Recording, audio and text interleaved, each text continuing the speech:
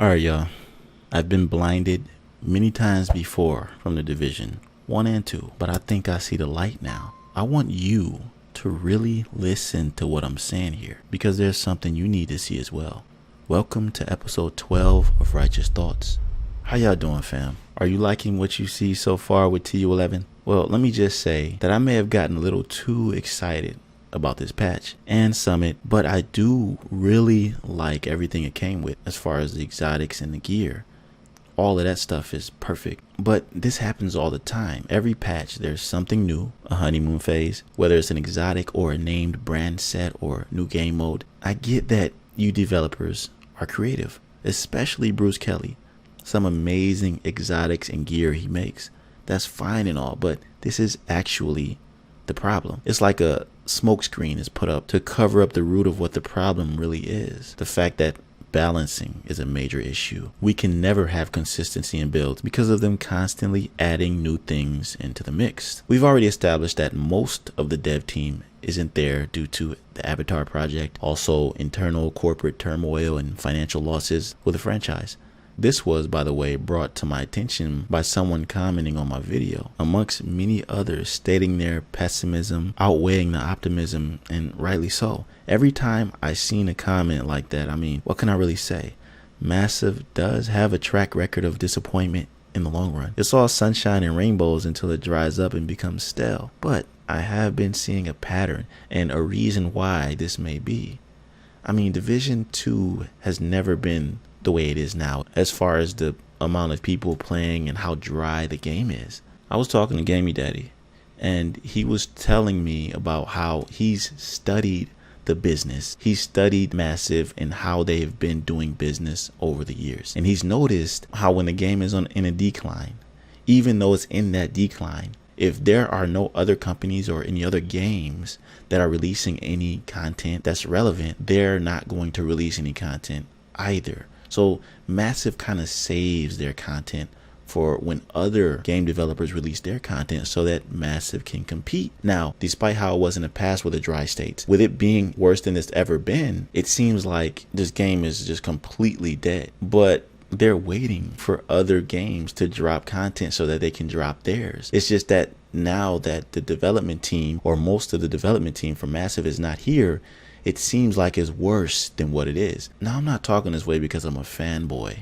I'm talking this way because I really think this is how it is. Now, whether you believe it or not, you can stick with the game or move on, because I have a lot of mixed feelings when it comes to the state of the game we're in right now. Listen, I'm not saying that I'm not excited for this new update, but every time the excitement is short-lived. Something is added, then something is broken. Then once the summit gets repetitive, we're stuck with the new overpowered meta fighting an uphill battle. And if they had such a problem balancing with a full staff, it's going to be way more difficult to do that with a limited staff. It's just too much to handle. There's some info floating around, and I heard this from 𝒊𝒏𝒄𝒍𝒑𝒔. And at first I called him 𝒐𝒐. I didn't know how to pronounce it, but then I heard, the vibe say it, 𝒊𝒏𝒄𝒍𝒑𝒔. I'm like, okay, that's how you pronounce his name. But I was having a little conversation with him under my comment section, and he was saying, and I quote, "I know a couple more game modes, changes and stuff coming for PvP and PvE, some of which is being held for the holiday season," right? Like I said, they're waiting for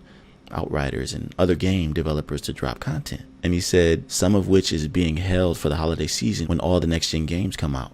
They want to prepare for competition. And this can explain a lot of the lack of content because of how they're trying to spread out the little content they have, literally trying to survive. And many of us realize this. And the new content coming out is like a smokescreen to cover up what's really happening. So they're trying to do what they can and move, they're trying to do it. They're trying.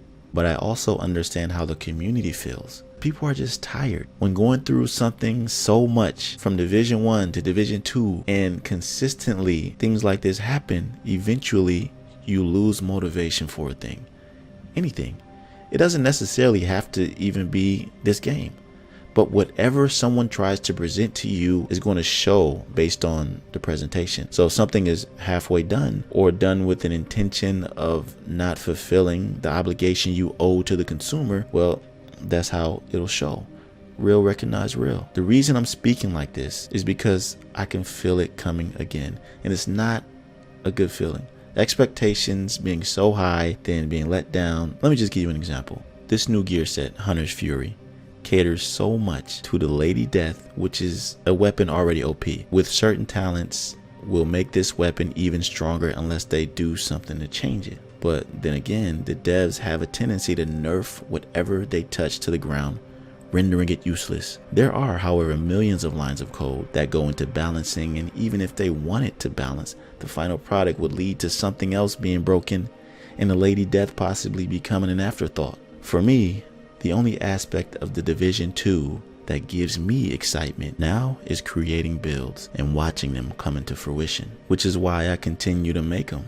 Nothing is more satisfying than watching an off-meta build you create completely destroy a meta build, or running through a mission using something other than a damage-based speed running build, an aspect that only a few can appreciate. So when I see comments saying, why do you even play this anymore, or this game is dead, I get it.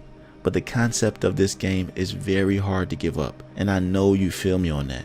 But Massive is making it easier for me to let go if need be. This may or may not sound like an angry rant to you, but honestly, I'm just trying to speak my truth, my thoughts. This game may not survive the competition if it keeps going the way it is. They are simply spread too thin all across the board, from employees to content. So we will see how many people purchase the Warlords of New York just to play this new patch, because a successful budget will help them possibly push through to another year of content with another roadmap. That's all I gotta say in this episode of Righteous Thoughts. It might have sounded a little bit confusing, kind of all over the place, but I wanted to cover a lot of issues at once and try to help you understand the way I understand, and how it's a struggle for me, even though I do understand, to stick with this game. Tell me down in the comments what you think about what I said, and I appreciate you stopping through. Until I see you in my next video, be right out.